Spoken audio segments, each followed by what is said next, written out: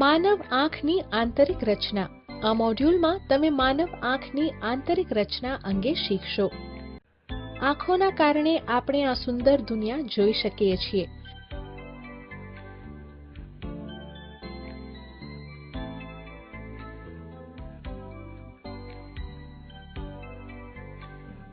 આંખની રચના ખૂબ જ સરળ લાગતી હોવા છતાં તેની રચના અને કામગીરી માનવામાં ન આવે એટલી જટિલ હોય છે. ચાલો માનવ આંખની આંતરિક રચનાને ખુલ્લી કરીએ. આંખ ગોળાકાર હોય છે અને અંદાજે 1 ઇંચનો વ્યાસ ધરાવે છે. તેમાં ઘણા ભાગો આવેલા હોય છે: પારદર્શક પટલ, શ્વેત પટલ, કનિનિકા, કીકી, નેત્રમણી, સિલિયરી, સ્નાયુઓ, નેત્રપટલ અને દૃષ્ટિચેતા તેના મુખ્ય ભાગો છે. પારદર્શક પટલ આંખનું સૌથી બહારનું પડ છે. તે પારદર્શક પદાર્થમાંથી બનેલો હોય છે અને બહારની બાજુ ઉપસેલો હોય છે. તે આંખને રક્ષણ આપે છે. કોઈ પણ પદાર્થ પરથી પરાવર્તિત પ્રકાશ પારદર્શક પટલમાંથી આંખમાં પ્રવેશે છે. શ્વેત પટલ એ આંખનો સફેદ ભાગ છે. તે પ્રકાશ પ્રતિરોધક હોય છે અને આંખને એક આવરણ પૂરું પાડે છે. શ્વેત પટલની પાછળના ભાગે કનિનિકા આવેલું હોય છે. તે આંખનો રંગીન ભાગ છે. આંખનો રંગ એ વાસ્તવમાં કનિનિકાનો જ રંગ છે, જે ભૂરો, લીલો કે કથ્થઈ હોઈ શકે છે. કનિનિકા કીકીના કદને નિયંત્રણમાં રાખે છે. કનિનિકાની મધ્યમાં જોવા મળતા પોલા ભાગ કે કાળા ટપકાને કીકી કહેવાય છે. તે આંખમાં પ્રવેશતા પ્રકાશનું નિયંત્રણ કરે છે. દિવસ દરમિયાન કીકી સંકોચાઈ જાય છે અને આંખમાં પ્રવેશતા પ્રકાશને ઘટાડે છે. અંધારામાં તે પહોળી થઈ જાય છે અને આંખમાં વધારે પ્રકાશને પ્રવેશવા દે છે. કીકીની બરાબર પાછળના ભાગે નેત્રમણી હોય છે.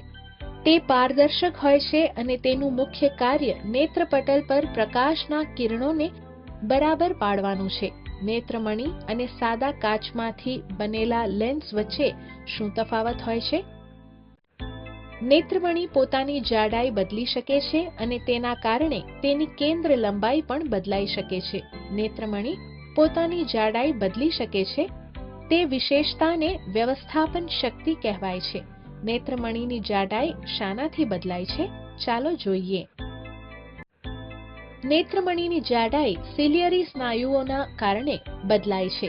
સિલિયરી સ્નાયુઓ નેત્રમણીની આસપાસ આવેલા હોય છે અને તેને જાડા કે પાતળા કરવા માટે ગોઠવે છે.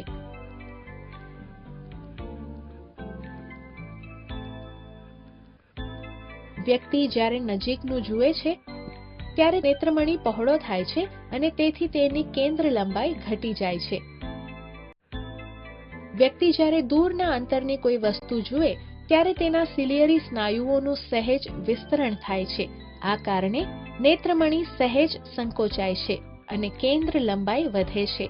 આમ સિલિયરી સ્નાયુઓના સંકોચન અને વિસ્તરણના કારણે નેત્રમણીનો આકાર બદલાય છે અને વ્યાપકપણે બદલાતા વસ્તુના અંતરમાં આંખો તેને સ્પષ્ટ જોઈ શકે તે માટે મદદ મળે છે.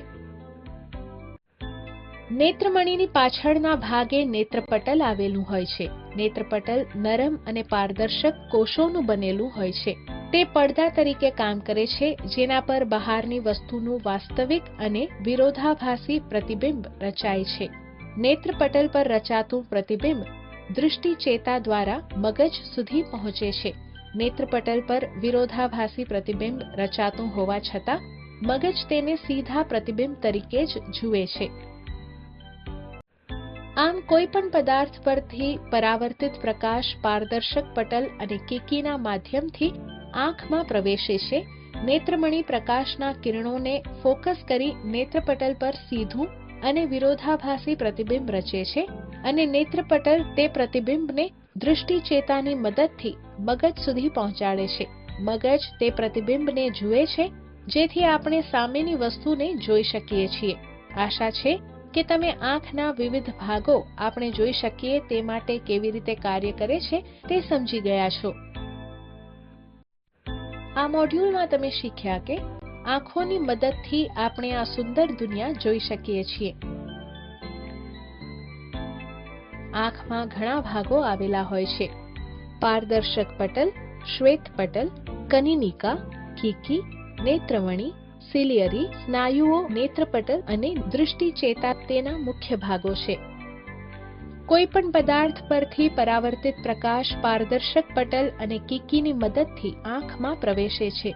નેત્રમણી પ્રકાશના કિરણોને ફોકસ કરી નેત્રપટલ પર સીધું અને વિરોધાભાસી પ્રતિબિંબ રચે છે અને નેત્રપટલ તે પ્રતિબિંબને દૃષ્ટિચેતાની મદદથી મગજ સુધી પહોંચાડે છે. જ્યારે મગજ આ પ્રતિબિંબનું અર્થઘટન કરે છે ત્યારે આપણે તે વસ્તુ જોઈ શકીએ છીએ.